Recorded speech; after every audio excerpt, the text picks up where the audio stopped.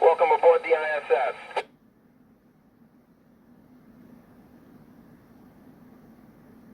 Roger that. I have the first question, and I think that the most important thing that young people should be focusing on scouting is learning to be a good citizen and character development. I think those are critically important to life. Of course, studying hard and doing well in school is very important, but don't underestimate the value of character development and being a good citizen.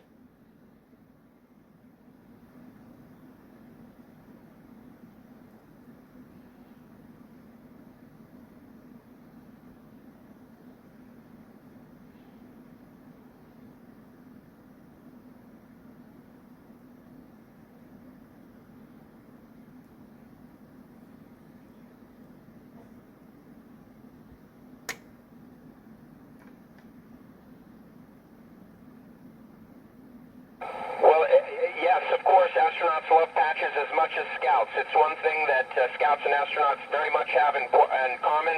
We have patches for our missions, and we have patches from our individual astronaut corps, and we definitely trade patches. We enjoy doing that very much.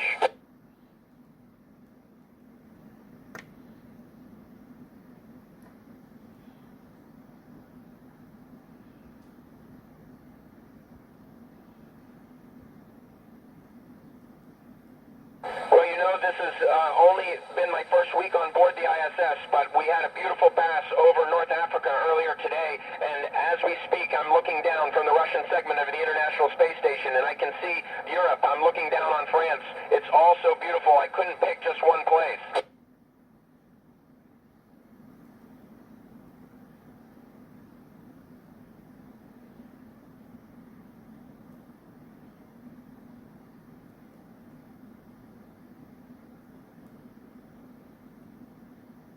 Well, yes, we do bring some personal items. We have a small allotment of things that we can bring. My children gave me a few items, and I've taken things with me that represent parts of my life. And, of course, I brought my scout uniform. I'm an adult assistant scout master in my son's Boy Scout troop.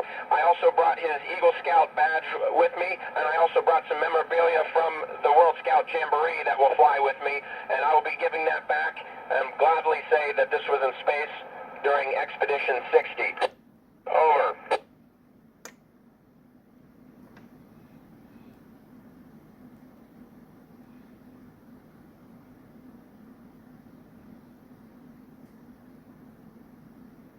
Well, you know, we have actually quite a variety of food available to us, and we have vehicles that come and deliver resupply every couple of months, and they can even bring fresh food to us.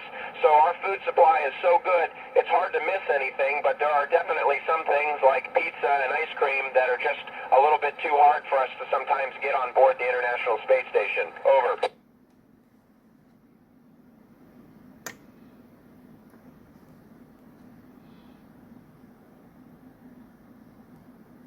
Well, as you can imagine, we have lots of different communication paths with the Earth, and we like to have multiple ways so that we don't lose communication with the ground, but there are short periods of time often that we can't have the ideal communication or the best clear communications that we want. But believe it or not, this ham radio that I'm talking to you on is one of our contingency or one of our emergency methods of speaking to the ground, because there are so many amateur radio operators all over the world who would be listening to us if we ever needed to communicate through amateur radio. Over.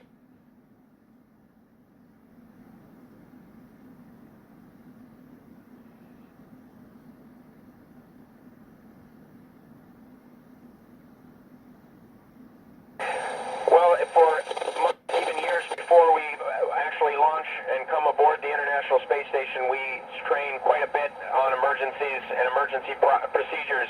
And then when we arrive on the International Space Station, reviewing emergency procedures and where emergency equipment is located is the first thing we do after we arrive. I've been here 1 week, and in that time we've already had 3 different emergency practices reviewing emergency equipment. It's the most important thing we do when we're on board, is keep those skills sharp. Over.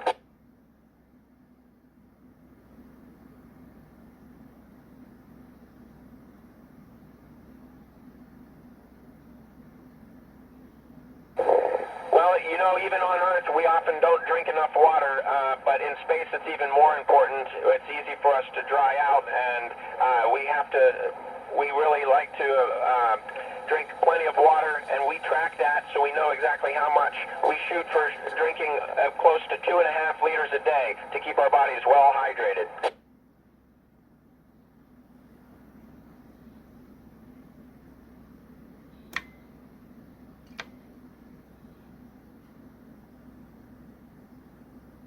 Well, that's a great question. The short answer is we don't know exactly, but we do know that plants need the direction of gravity to help to know what direction to grow. In fact, we have an experiment that will be ongoing during our expedition called Space Moss, where we're looking exactly at that, not just the direction that the plant grows, but also the direction that the root system grows. And this is an experiment run by the Japanese Space Agency in the Japanese Experimental Module. Over.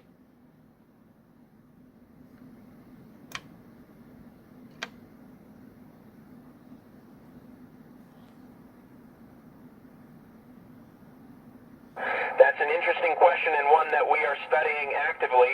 We know that cells, of course, do divide in space, but what we don't know is how they know when to stop and how that is dependent on gravity. Also, we do believe that cells can potentially form shapes and form tissues that would be difficult to do on Earth.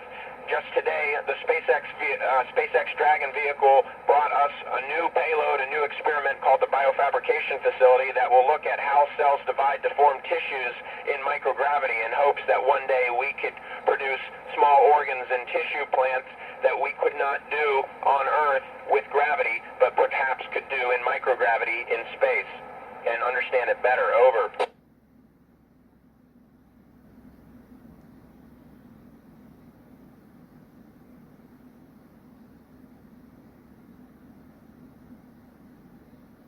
It was fantastic. I was struck by how dark space was and how blue the Earth was. The contrast was striking.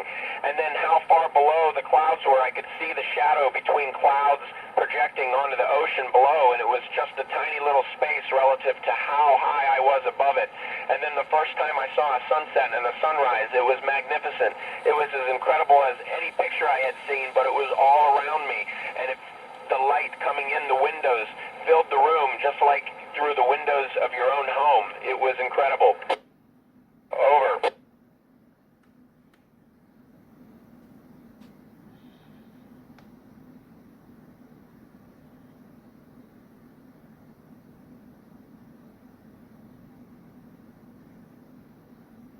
Absolutely. When I look down at our fragile Earth, and I look at what a beautiful planet is and how fortunate it is that we are to live here, and it makes me appreciate how important it is that we take care of it, but also what our small place in the universe is and our responsibility to be good citizens of the Earth.